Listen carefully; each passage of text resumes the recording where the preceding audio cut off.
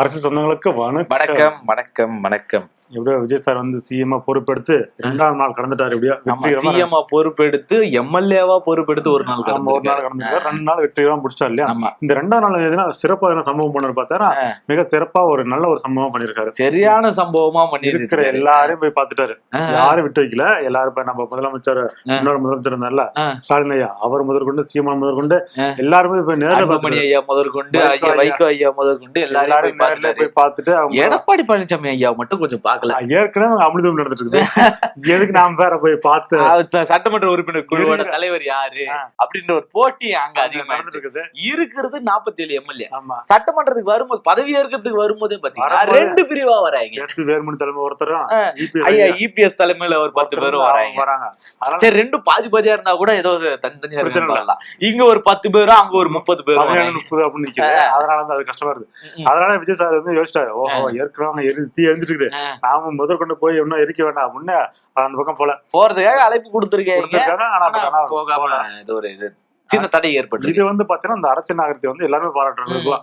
இப்ப நீங்க நேற்றுதான் சிஎம் பொறுப்படுத்தாலையா எல்லாரும் போய் பாக்கன்ற ஒரு நல்ல எண்ணம் இருக்கு இல்லையா? என்ன முரண்கள் இருந்தாலும் ஏகப்பட்ட ஸ்டாலின் அங்கிள் நீங்க என்னதான் பேசு இருந்தாலும் இன்னைக்கு போய் அதை பார்த்து சந்திச்சது, அதை அவர் வரவேற்றது. அவங்களும் நல்ல ஒரு வரவேற்பு, நல்ல வரவேற்பு. நம்ம உதயநிதி ஸ்டாலின் ஐயா வந்து நேர்லயே இருந்து வெளியே வந்து விஜய் சார் வெல்கம் பண்ணி உள்ள போட்டு போனதா உள்ள போனா நம்ம ஸ்டாலின் ஐயா வந்து வாங்க வாங்க அப்படின்னு கையை பிடிச்சு கூட்டிட்டு போய் அவருக்கு மரியாதை பண்ணாங்க. அது ஏதோ குழந்தைய ஸ்கூலுக்கு மாதிரி கையை பிடிச்சு போய் உட்கார வச்சு 2 பேரும் நல்லா இனிமே பேசிட்டாங்க. அது குறித்து நம்ம ஸ்டாலின் ஐயா ட்வீட் போட்டிருக்காரு. விஜய் சாருக்கு வந்து இந்த மாதிரி ஆலோசனை வழங்கியிருக்கேன், ஆலோசனை தெரிஞ்ச ஆலோசனை புஷ் பண்ணிருக்கேன் அப்படின்ற மாதிரி அவரோட மரியாதை கொடுத்துருக்காரு.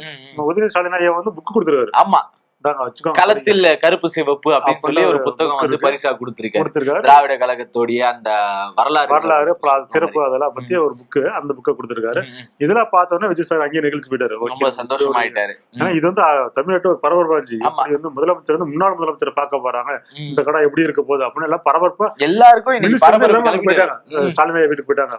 அன்பில் மகேஷ் சார் கிட்ட சேர் பாபா எல்லாருமே அங்க போயிட்டாங்க. சரி, அங்க ஏதோ நடக்கும் அப்படின்னு மாதிரி எதிர்பார்ப்பு போனாங்க. பட் ஆனா ஸ்மூத்தா அழகா முடிஞ்சு, ரொம்ப அழகா. ஆனா அங்க வந்து இவரு ஆதவர்ஜனா வராம போயிட்டாரு. புஷி ஆனந்த் வந்திருக்காரு, ஆதவர்ஜனா வரல. ஏன்னா ஆதவர்ஜன் முழுக்க அவருடைய கட்டமைப்பு என்னன்னா திமுகவை எதிர்க்க நிறுத்தி தான் பேச வேண்டியதா இருந்துச்சு. அது மட்டும் இல்லாம ஏற்கனவே அங்க இருந்தாரு, இவருனா வந்து முழுக்க எதிர்க்க இருந்தாரு. ஆனா எனக்கு என்ன சந்தேகம்னா, விஜய் அவர்களை அப்படி தோல்ல போட்டு சாராட்டி சீராட்டி இந்த சொல்லதெல்லாம் உண்மையில சொல்லுவாங்கல்ல, அவனை மேடம் இந்த நெஞ்சில கத்திக்கின்னு ஜொரம் வச்சப்ப ஜூஸ் அடிச்சு அடிச்சு அடிச்சு அவனுக்கு ஊத்துவ மேடம், வாயில ஊத்துவ மேடம் சொல்லுவாங்கல்ல, அந்த மாதிரி விஜய் வந்து பாதுகாத்துக்கிட்டு இருந்தா அந்த அளவுக்கான ஒரு பெரிய நட்புறவு திமுகவுக்கும் விஜய்க்கும் வந்து தொடர்ந்து இருந்துகிட்டு இருந்துச்சு. அதனாலதான் இந்த தலைவா படம் வரும்போதெல்லாம் இந்த சைடு ஆதரவும், இந்த ஆப்போசிட்ல ஏடிஎம்கே சைட்ல கொஞ்சம் பெரிய எதிர்ப்பு இருந்துச்சு. அம்மா அப்படிலாம் நின்றுட்டு இருந்ததெல்லாம் நமக்கு தெரிஞ்ச ஒரு வரலாறு தான். அந்த ஒரு மரியாதை நிமித்தமாவும் நம்மள பாதுகாத்த ஒருத்தவங்களை நம்ம இப்படிலாம் பேசிட்டோமேன்ற ஒரு பெரிய மன வருத்தமும் இருந்தாலும் இருக்கலாம். அதுக்காக போய் பார்த்து தாண்டி இப்ப நம்ம ஓகே ஒரு உயர்ந்த இடத்துல இருந்து இருக்கோம், அது நம்ம உரிய மரியாதை கொடுத்துட்டு நேரட்ட போய் பார்த்தாரு. அதை முடிச்சுட்டு நேரம் வைகோ ஐயா வீட்டுக்கு போயிட்டாரு. அங்க போனேன்னு நம்ம துரை ஐயா இருக்குல்ல, அவர் வெளியே கார்கிட்ட வந்துட்டு வாங்க வாங்க அப்படின்னு அவர் வெல்கம் பண்ணி உள்ள கூட்டு போறதா. உள்ள போனோன்னு அங்க நம்ம வைகோ ஐயா இருக்காருல்ல, அவர் அங்க இருக்கலாம் இன்ட்ரடியூஸ் பண்ணிட்டு யாரும். அப்ப பாத்தீங்கன்னா அங்க வீட்டுல வேலை செய்றாங்களா அம்மாக்கள், அவங்க 3 பேர் கூப்பிட்டு இவங்க எல்லாம் உங்க ரசிகர் மாதிரி சொல்லிருவாங்க. அவனை எப்படி இப்படி கையில அப்படி அமைச்சிட்டு அவங்களும் ஓட்டு போடணும் அவங்க சொல்லிடுறாங்க. அது ஒரு பண்ணா போயிருக்கு. இத்தனை வருஷமா தொண்டக்கூலி வரைக்கும் உனக்கு தோத்த போட்டதுக்கு உன்னால என்ன பண்ண முடியுமோ அதை பண்ணிட்டேன்ற மாதிரி ரசிகரை தாண்டி வந்து நாங்க ஓட்டு போடணும்னு சொன்னதே அந்த இடத்துல வச்சுதான் ஒரு கலகலப்பான ஒரு மொமெண்ட் கிரியேட் ஆயிருக்கும். இத பாக்குற ஐயா ஸ்டாலினோட மனநிலை என்ன இருந்திருக்கும் யோசிச்சு பாருங்க. ஓட்டு போட்டுருவோம் டக்கு நம்ம மைண்ட் அங்க போயிருது அப்படின்ற மாதிரி நம்ம வீட்லயும் போட்டிருப்பாங்களோன்னு சொல்லிட்டு டக்குன்னு திரும்பி பார்த்துருப்போம் எல்லாரையும். அப்புறம் நம்ம ஸ்டாலின் இது விஜய் சாரும் வந்து இப்ப நம்ம வைகோயும் பேசுறாங்க. அப்ப என்னன்னா விஜய் சார் என்ன சொன்னது, அவங்க பேச்சு அடிமை, உங்க பேச்சு எல்லாத்தையும் நான் கேட்டிருக்கேன், விக்ரவாண்டி மாநாடு நடந்துல அது போறதுக்கு முன்னாடி கூட உங்க பேச்சு தான் கேட்டு போனேன் அப்படின்னு நம்ம விஜய் சார் சொல்றது வைகோ ஐயா ரொம்ப பெருமை பெற்றாரு. பெரிய பேச்சுக்கு சொந்தக்காரர் தான் ஐயா. அது மாதிரி நான் பூரி போயிட்டாரு, வாங்க தம்பி அப்படின்ற மாதிரி ரொம்ப பூரிப்பா வெளியே வந்து நல்லா சந்தோஷமா அமைச்சாரு, நல்லா சமைச்சாரு. இது பரவாயில்ல, சீமானன்னா காத்துக்கிட்டு இருந்தாரு, எப்படா வருவாரு விஜய் வெளியே வச்சு காத்துட்டு இருந்தாரு, எப்படா அவர் அடிக்கான காத்திருந்தாரு போனவரு. இப்ப வந்து விஜய் சார் எப்போ வருவா காத்துட்டு இருக்காரு. இதுக்கு இடையில இவங்களுக்கு நடந்த கும்பல் எல்லாம் பாக்கணும். தம்பி ஒன்னு ரோட்டுக்கு அந்த பக்கம் நில்லு, இல்ல ரோட்டுக்கு இந்த பக்கம் இவர் நிக்கிறாரு. லாரி அடிச்சுட்டாரு, இவர் ரோட்ல நிக்கிறாரு அவரை வரவேற்கிறதுக்காக. இதுதான் காலத்தின் அந்த சுழற்சின்றாங்களா. இதுதான் இதுல வந்து நம்ம எதிர்பார்த்தோம்னா சாட்டை அங்க இருப்பாரு, 2 பேர் நேர் சந்திப்பாங்க பார்த்தேன், அது நடக்காம போயிடுச்சு. அப்படி சப்போஸ் சாட்டை மட்டும் இருந்தாரு வச்சுக்கலாம், யோசிச்சு வரல, 2 ஒன்றோடு ஆடுகள் ஒன்று நேர்ல சந்தித்து பேச முடியவில்லையே. நான் வந்து எப்படி எதிர்பார்த்தேன், ஓகே இப்ப சீமான் ஐயா இருக்காருன்னா பக்கத்துல சாட்டை இருப்பாரு, எப்படி விஜய் சார் அங்க போகும்போது ஏதாவது ஒரு உள்ளேதான் இருந்திருப்பாரு. என் தம்பி வரா, நீ வந்தேன்னு வச்சுக்க, அவன் பந்த வழியில அப்படியே திரும்பி போயிடுவான், நீ உள்ளே கடை சொல்லி இன்னும் வாயிலே குத்திட்டே போட்டு ஒட்டி உள்ள உட்கார வச்சிருக்க வாய்ப்பு இருக்கு. ஏன்னா இதுக்கு முன்னாடி பாத்தீங்கன்னா அந்த தூத்துக்குடி வேட்பாளர் இருக்காருல்ல, அவங்க விஜய் சீமானை மீட் பண்ணிக்கிறாங்களா, அப்பயும் அந்த பக்கத்துல இருந்தாரு, அதே ட்ரோல்ல மாடிச்சு, நேற்று எப்படி பேச நீ எப்படி மீட் பண்ணிட்டா பண்ண மாதிரி. அதனால வந்து நீ எஸ்கேப் ஆயிட்டாரு. நம்ம இதை முடிச்சு நேரம் அன்புமணி ஐயா இருக்காருல்ல, அவரு விட்டு போயிட்டாரு. நீ ஃபுல்லா ரவுண்டிங் தான் விஜய் சார், நீ ஃபுல்லா ரவுண்டிங்ல தான் நேரா அங்க அன்புமணி வீட்டுக்கு போன உடனே அங்கே அவர் வெல்கம் பண்ணி ஃபேமிலி எல்லாம் இன்ட்ரோடியூஸ் பண்ணி வச்சு அதெல்லாம் முடிச்சிட்டாங்க. ஆனா இது ஒரு நல்ல விஷயம் தான், இப்படி பண்ற ஒரு அரசியல் தலைவர். நம்ம இதுக்கு முன்னாடி எப்போ பார்த்தோம்னா அண்ணா அவர் இருந்தப்பதான் இப்படி ஒரு செயல் செஞ்சிருக்காரு. அதுக்கப்புறம் இப்படி ஒரு செயலை இவர் மட்டும் தான் செஞ்சிருக்காரு. நம்ம தாராளமா சொல்லலாம், நல்ல விஷயம் நடந்திருக்கு, அது எல்லாரும் செலிப்ரேட் பண்ணுங்க, அந்த ஒரு மைண்ட் செட் தான் இது. இதுக்கு முன்னாடி ஸ்டாலின் இந்த மாதிரி ஒண்ணு பண்ணிருக்காரு. என்னன்னா ஜெயலலிதா அம்மா பதவி இருக்கும் போது எதிர்கட்சியில இருந்து அவர் போய் கலந்துகிட்டு, அது நல்ல ஒரு விஷயமா இருந்தது. அதுக்கப்புறம் இப்ப ஒரு சம்பவம் நடந்திருக்கு அப்படின்னா, முதல்ல அண்ணாக்கு அப்புறம் ஸ்டாலினுக்கு அப்புறம் விஜய் சார் தான் வந்து எல்லா இடத்துலயும் போய் பாத்துருக்கு. ஸ்டாலின் ஐயா அவர்கள் கூட இப்படி பண்ணல, பதவியேற்பு விழாக்கு ஆமா அழைப்பதுன்ற பேர்ல அவரும் போயிருந்தாரு. இதுல பாத்தீங்கன்னா விஜய் சார் வந்து அவரோட ட்ரெஸ் ஸ்டைல மாத்திட்டாரு, கோட் சூட் தான் போட்டுருக்காரு, முழுக்க அந்த அரசியல்வாதிக்கான லுக்கா கோட் சூட்டாவே மாத்திட்டு ஃபுல் அண்ட் ஃபுல் அதுல களத்துல இறங்கிட்டாரு. ஒரு சின்ன சேஞ்ச் தான் அவர் கொடுக்கணும்ன்ற மாற்றம். திட்டங்கள்ல கொடுத்தாரோ இல்லையோ போட்டிருக்க மாத்திட்டாரு. இப்படி இருக்கும்போது பாத்தீங்கன்னா அசம்பிளில வந்து எல்லா எம்எல்ஏக்களும் வந்து பதவியேற்பு செஞ்சாங்கல்ல, அதுல பாத்தீங்கன்னா ஒரு சிலர் வந்து அந்த சர்டிபிகேட் வரல, அந்த எம்எல்ஏ சர்டிபிகேட் வராம போயிட்டாங்க. அடுத்து அந்த அமைச்சரா இருந்தவங்க கடைசியில எடுத்துட்டு வரல. அமைச்சர் அர்ச்சனான்ற ஒரு லேடி இருக்காங்களா, அவங்களும் மறந்துட்டாங்க. அப்புறம் எப்படி அடிச்சு பிடிச்சி எடுத்து வந்து கொடுத்து அவங்க பதிவு வச்சுட்டாங்க. கீர்த்தனா யாருன்னு சொல்லி நம்ம போய் இந்த பழைய வீடியோ எல்லாம் பாக்குறோம்ல, அப்படி போய் பார்த்தா மும்மொழி கொள்கை இந்தி வேணும்ன்றதுல ரொம்ப குறிப்பிடத்தக்க பேச்சுவார்த்தையா இருந்துச்சு அவங்களுடைய பேச்சுகள். இவங்க வந்ததுல இந்த அமைச்சரவையில இருக்கிறது பெரிய ஆபத்துக்குரிய சிலர் தான் இருக்காங்க அப்படின்ற மாதிரியான சில பயத்தை ஏற்படுத்துது. ஏன்னா நிர்மல்குமாரா இருக்கட்டும், அருண்ராஜா இருக்கட்டும், இவங்க நான் சொன்ன மாதிரி கீர்த்தனாவா இருக்கட்டும், இவரு நம்ம பள்ளி கல்வித்துறை அமைச்சரா இருக்காரு ராமன், அவர் முடிஞ்சுப்பா, அவருடைய பதவி காலம் முடிஞ்சுப்பா. என்னப்பா நீங்க வெங்கட்ரமணன், இவங்க எல்லாருமே வந்து பாத்தீங்கன்னா கிட்டத்தட்ட ஒரு RSS பிஜேபி இந்த சார்ந்த இயக்கங்கள்ல அவங்க சிந்தனை கொண்ட இயக்கங்கள்ல இருந்துகிட்டு இருக்காங்க. இந்த அமைச்சர்கள் தான் கொஞ்சம் பயத்தை ஏற்படுத்துறாங்க. மத்தவங்க எல்லாம் கூட பயணிச்சு வந்து கொடுக்கும்போது விஜய் சார் சொல்றாரு ஸ்டேஜ்ல, இங்க வந்து ஒரே ஒருத்தர் நான் தான், சென்டர் பெண் நான் தான், என்ன தான் நீங்க யாரும் முடிவெடுக்கலாம்னு சொல்லியிருக்காரு. இவங்களுக்கு எச்சரிக்கை கொடுக்க மாதிரி அந்த பேச்சு இருந்தது. இப்படியான பேச்சுகள் இருக்குல்ல, ஏதோ ஒரு வகையில அவர் ஜெயிச்சுட்டாரு, அந்த ஒன் மேன் பவர்ன்றது இருக்குல்ல, அது என்னைக்குமே வேலைக்கு ஆகாது. ஒண்ணு அது என்னன்னா சர்வாதிகாரத்துக்குள்ள கூட்டிட்டு போயிட்டு நாளை பின்ன என்னன்னாலும் நம்ம அவர் கேட்டுதான் செய்யணும். அதனுடைய விளைவா இன்னைக்கு என்ன பண்ணிருக்காரு அப்படின்னா, முதல்வர் பற்றியான இந்த ட்ரோல் பண்றது இந்த மாதிரியான விஷயங்கள் வெளியே வரக்கூடாது, அப்படி வந்துச்சுன்னா அந்த ஐடி முடக்கப்படும் சொல்லி ஒரு அரசாணை கொடுத்திருக்காரு. அது வரவேற்கத்தக்கது கிடையாது. இது என்னன்னா கருத்து சுதந்திரத்தை பறிக்கக்கூடிய ஒரு விஷயம். என்னன்னா நம்ம ஒரு தவறு செய்யறோம்னா அது கண்டிப்பா இந்த நாட்டுக்குள்ள ட்ரோல் ஆக்கப்படும். இல்ல ட்ரோல் ஆக்குறது வேற, கண்டனத்தை கூடாது வேற. இப்ப நேற்று வந்து இப்ப நம்ம ஜனகணமன தேசிய தமிழ் தவிர்த்து முன்ன பின்ன பண்ணாங்கல்ல, அதுக்கு எல்லா தரப்பு கண்டனம் தெரிவிச்சாங்களா.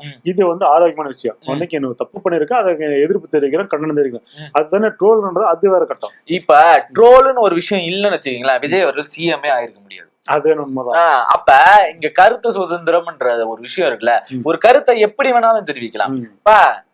அவரு அப்படின்னு சொல்லி நகைச்சுவா பேசுறதும் இருக்கு. விஜய் அவர்கள் வந்திருக்காரு, எவ்வளவு பெரிய விஷயம் தெரியுமா அப்படின்னு பேசுறது ஒரு விஷயம். ஆனா விஜய் அவர் வந்திருக்காரு, ஐயோ எவ்வளவு பெரிய விஷயம், ஒரு செஞ்சு இழுத்துருவாரு. இப்படியான ஒவ்வொரு விதமான ஒரு முறை இருக்கு அவங்க சொல்ற விதத்தை. ஏன்னா நகைச்சுவைக்கு பேர் போனது தமிழ்நாடு. ஒருத்த விஷயத்த நகைச்சுவா சொல்லி எடுத்துட்டு போய் தான் அண்ணா காலத்துல இருந்து இல்ல, காலகாலமா அரசியல சொல்றோம். அரசியல வந்து அரசியல் காலங்கள் முதல் கொண்டு இல்ல, அரசுன்னு சொல்லி ஒரு அது என்ன வாரிசு அரசியல் சொல்லுவாங்களப்பா, ஏதோ மன்னராட்சி காலங்கள் இருந்துச்சு இல்லையா, அந்த காலங்கள்ல இருந்து அவனை கலாய்க்கணும் இல்ல முதல்வர் இருக்கக்கூடிய இடங்களை கலாய்க்கணும் அப்படின்னா அது இதுதான் வழிமுறை, நகைச்சுவை முறை தான் பதில் சொல்லிடுவாங்க. இன்னைக்கு இருக்கிற காலகட்டத்துக்கு அதை ட்ரோலா பண்றாங்க. நீங்க ஒன்னும் தெருக்கூத்துகள் இதெல்லாம் போய் பாத்தீங்க அப்படின்னா ஒரு ராஜான்னு ஒருத்தர் வருவாரு, பின்னாடியே கூட 2 கோமாளி 2 பேர் வருவாங்க. அவங்க ராஜாவை என்ன வேணாலும் பேசலாம், என்ன வேணாலும் கலைக்கலாம், ஆனா அவன் தான் சிந்தனையை ஊட்டுவான். ஏன்னா அறிவில்லாம தரமா யோசிக்கிறியா அப்படின்னு சொல்லி ஒரு விஷயம். ஏன்னா அப்படியான விமர்சனங்கள் தான் இங்க அதிகம். நீங்க அதை தவிர்க்கவே முடியாது. அது கருத்து சுதந்திரத்தை பறிக்கக்கூடிய ஒரு விஷயம் தான். இப்படியான ஒரு ஐடி முடக்கம்ன்றது எந்த வகையிலுமே ஏத்துக்க முடியாத ஒரு விஷயம் தான். இல்ல ஆமா குடிச்சேர அவர் மாத்தி பண்ண. இப்படி இருக்கும்போது பாத்தீங்கன்னா இப்ப சபாநாயகரா யாரு தேர்ந்தெடுக்கலாம் அப்படின்னு வந்து ஒரு போட்டி நடந்துச்சு. அந்த போட்டியில பார்த்தா யாருமே பெருசா கண்டுக்கல, யாருமே பங்கேற்கல. ஜேசிடி பிரபாகர்ல அவர் தான் போய் அப்ளை பண்ணாரு. சரி வேற யாரும் இல்லப்பா நீ அப்படின்னு போட்டியின்றி அவர் தேர்வு பண்ணிட்டாங்க. ஏன்னா அதுல உட்கார்ந்துட்டோன்னு வச்சுக்கங்களேன், நம்ம பார்க்க வேண்டிய விஷயத்த அங்க பார்க்க முடியாது. ஆமா நீங்க வந்துறீங்க நீங்க வந்து சொல்லிட்டு கம்மி போலாம் பாக்குறாரு. மாண்புமிகு எதிர்கட்சி தலைவர், மாண்புமிகு அமைச்சர், அவ்வளவு முடிச்சுதான் வேற என்ன பண்றதுன்னா அவர் அமைதியா விட்டுட்டாங்க. இப்படி இருக்கும்போது பிரச்சனை இதுல நடந்துட்டு இருக்கும்போது ஏடிஎம்கே தரப்பு வந்து ரொம்ப வந்து ஒரு ஃபயர் மோட்ல இருக்காங்க. சொல்லமா அடிச்சுட்டாங்க பிடிச்சிட்டாங்க அவர் சொல்லிக்கிறாங்க. அந்த எல்லாம் போல அதுல இருந்து 2 டீமா உடஞ்சாங்க. ஆல்ரெடி பல டீமா உடஞ்சிருக்குது. இப்போ வந்து பாத்தீங்கன்னா 2 டீமா உடஞ்சிருச்சு. எஸ்பி வேலுமணி ஐயா இருக்காருல்ல, அவர் பக்கம் ஒரு 10 பேர் போயிட்டாங்க. அவர் பக்கம் 10 பேரா? ஆமா கிட்டத்தட்ட 3/4 பேர். இப்படி சொல்லுங்க, அதானே கரெக்ட். எடப்பாடியை விட்டு கொடுக்க கூடாது சொன்னா எடப்பாடிய பக்கம் ஒரு 17 பேர் போயிட்டாங்க. ஏன் இப்படி தனித்தனியா பிரிஞ்சாங்க? எதனால அப்படி தனித்தனியா பிரிஞ்சாங்கன்னா ஆல்ரெடி இதுக்கு முன்னாடி விஜய் சார் கூட ஒரு பேச்சுவார்த்தை போயிருக்கு போல. நாம வந்து கூட்டணிக்கு போவோம், நமக்கு ஒரு பொறுப்பு கொடுத்துருப்பாங்க, அமைச்சர் பதவி கொடுப்பாங்க, பேச்சுவார்த்தை போயிருக்கு. அதுக்கு வந்து நம்ம இந்த பக்கம் ஒத்துக்கல. எடப்பாடியே வேண்டாம். அவங்க வந்து என்ன கணக்கு பண்ணாங்க, ஏடிஎம் கிட்டி அதை சொன்ன ஆளு வந்து வச்சுல ஏடிஎம் கட்டி சேரப்போகுது அப்படின்ற மாதிரி இவங்க ஒரு காலகிருஷ்ணன் போட்டாங்க. நம்ம விஜய் சாரோட போய் சேர்ந்துக்கலாம். பட் அதுக்கு மறுப்பு தெரிஞ்சனால ஓகே இனிமேல் நம்ம இங்கிருந்தா வளர முடியாது, இருக்க வந்து எடப்பாடியோட தலைமை வந்து தோத்துக்கிட்டே போறோம், நம்ம ஏடிஎம்க்கு தோத்துட்டே போகுது. ஆமா நான் இதுக்கு முன்னாடி முன்னாள் முதலமைச்சர் கூட என்ன சொல்லியிருந்தாங்கன்னா 10 தோல்வி பழனிசாமி பேர் வச்சுதான் சொல்லிட்டு இருந்தாரு. தொடர்ந்து தோல்வியா சந்திட்டு வரணும். இருக்க நம்ம ஏடிஎம் வந்து சரியை நோக்கி போயிட்டு இருக்கு. இது எப்படி நம்ம மீட்டு எடுக்கணும், இல்ல நம்ம இங்க வெளியே போயிட்டு நம்ம வேற ஒரு அடைக்கலம் தரலாம் அப்படின்னு முடிவு பண்ணிட்டாங்க. ஆமா 2017 அம்மாவுடைய இறப்புக்கு அப்புறம் இவர் பதவி ஏற்றதுல இருந்து தொடர் தோல்விகளை தான். சட்டமன்ற தேர்தலா இருந்தாலும் சரி, நாடாளுமன்ற தேர்தலா இருந்தாலும் சரி, உள்ளாட்சி தேர்தலா இருந்தாலும் சரி, இடைத்தேர்தலா இருந்தாலும் சரி, இவர் ஜெயிச்சதே கிடையாது. இப்பதான் அதிசயமா ஒரு 90,000 வாக்கு வித்தியாசத்துல ஜெயிச்சிருக்காரு. அவர் ஜெயிச்சிருக்காரு, கட்சி காப்பாத்தாம போயிடுச்சு, பிரிஞ்சும் போயிடுச்சு. நம்ம இருக்க எல்லாரும் உடைச்சிட்டு போறாங்க. ஆனா இந்த தேர்தலுக்கு 2026 தேர்தலுக்கு எல்லாரும் சேர்ந்துருவாங்க எதிர்பார்த்தாங்க. அந்த எதிர்பார்ப்பு ஐயா உடைச்சு விட்டாரு. இது ஒரு பக்கம் இருந்தாலே இன்னொரு பக்கம் அவங்களுக்கு என்ன வருது தெரியுமா? நேத்தா செங்கோட்டையன் அங்க போனாரு, பாத்தியா அவர் ஜெயிச்சு அமைச்சிட்டாரு. நாம இன்னொரு இங்க இருக்கிறவங்க ஒரு பொறுப்பு கிடையில அவர் மாதிரி பேச அவங்க போயிருந்தாரு. அந்த ஒரு மனநாள் கேட்டாங்க. இவரு ஒரு பக்கம் அமைச்சர் ஆயிட்டாரு, இன்னொரு பக்கம் ஓபிஎஸ் அவர்கள் ஜெயிச்சு அவருடைய இடத்தை தக்க வச்சுட்டாரு. இல்ல ஒண்ணு இல்லாம நாம இருக்குமே அப்படின்னு அவர் இல்லாம வருத்தத்துல இருக்காங்க. நம்ம சொல்லிடுறாங்க ஓபிஎஸ் தான் நமக்கு ஞாபகம் வருது. இது வரைக்கும் பாத்தீங்கன்னா ஒரு எப்பவுமே கடவுள் ஆணையாக உறுதிமொழி எடுத்துக்கிறேன் அப்படின்ற பேர்ல தான் எம்எல்ஏவா அவர் பதவி இருக்கும்போது ஒரு வாட்டியும் சொன்னது கடவுள் ஆணையாகன்னு. இன்னைக்கு இந்த பக்கம் திமுக பக்கம் வந்ததுக்கு அப்புறம் உளமாற அப்படின்னு சொல்லி தன்னுடைய பதவியை ஏத்திருக்காரு. அதனுடைய வார்த்தைகளை மாத்தி அமைச்சிருக்காரு. விஜய் சார் அப்படிதான் பண்ணிருக்காரு. சிஎம்ஆ பதவி இருக்கும்போது பாத்தீங்கன்னா கடவுள் ஆணையம் சொன்னாரு. இங்க எம்எல்ஏ சட்ட அசம்பிளி பதவி தெரியல. அப்போ வந்து பாத்தீங்கன்னா உளமாற அப்படின்னு ஒரே நாள்ல இருந்து நாத்தினா மாற்றிட்டாரு. அப்படியே பல விஷயங்கள்ல மாத்தி தான் சொல்ல வேண்டியதா இருக்கும். கடவுள் நம்பிக்கைகள் ஏத்துக்கலாம், மூட நம்பிக்கைகளை ஏத்துக்கவே முடியாது. ஆனா இவர் என்ன பண்றாருன்னா மூட நம்பிக்கைகளுக்கும் சில வழிவகை செஞ்சிருக்காரு. சில மூட நம்பிக்கைகள் செஞ்சு மக்களை வந்து அந்த கவர்ச்சி மூலமா இருக்கிறது, சிம்பத்தி ஓட்டு பண்றது இருக்கு இல்லையா, அந்த மாதிரியான சில செயல்களை செஞ்சிருக்காரு. ஆனா என்ன பண்ணாலும் அவர் ஜெயிச்சிட்டாரு. ஜெயிச்ச உடனே இந்த செஞ்ச எல்லா விஷயமும் ஏத்துக்கக்கூடிய ஒண்ணாதான் இருக்கு. 2 நாளுமே அவரோட செயல்பாடுல வரவேற்கிறது. ஆமா ஜெயிக்கிறதுக்கு என்ன ஸ்ட்ராட்டஜி ஒன்று பயன்படுத்தலாம், ஜெயிச்சதுக்கு அப்புறம் அவர் என்ன பண்றாரு அப்படின்றது ரொம்ப முக்கியமான ஒண்ணு. ஆனா இன்னமும் அவர் மேல இருக்கக்கூடிய ஒரு சின்ன வருத்தம் என்னன்னா அந்த 10 வயசு குழந்தைக்கு நேர்ந்த கொடூரத்தை இன்னமும் அவர் பேசாம இருக்காரு. இனிமேல் பேசுவாருன்னு ஒரு எத்தனை நாளைக்கு எதிர்பார்க்கணும் அப்படின்னு தெரியல, எதிர்பார்த்துக்கிட்டே இருப்போம். இந்த 2 நாளா வந்து எல்லாமே அரசியல் காலத்துல பரபரப்பா இருந்தது. இனிமேல் செயல்பாடு எப்படி நம்ம பொறுத்து இருந்தா பாக்கணும். எல்லா கட்டமைப்புகளும் தொடர்ந்து செஞ்சுட்டு இருக்காரு. சில படைகள் வேற அமைச்சிருக்காரு. அந்த படைகள்லாம் என்ன வேலை செய்யுதுன்றத நம்ம பொறுத்து இருந்தா பாக்கணும். பொறுத்து இருந்து பார்ப்போம். நன்றி, வணக்கம்.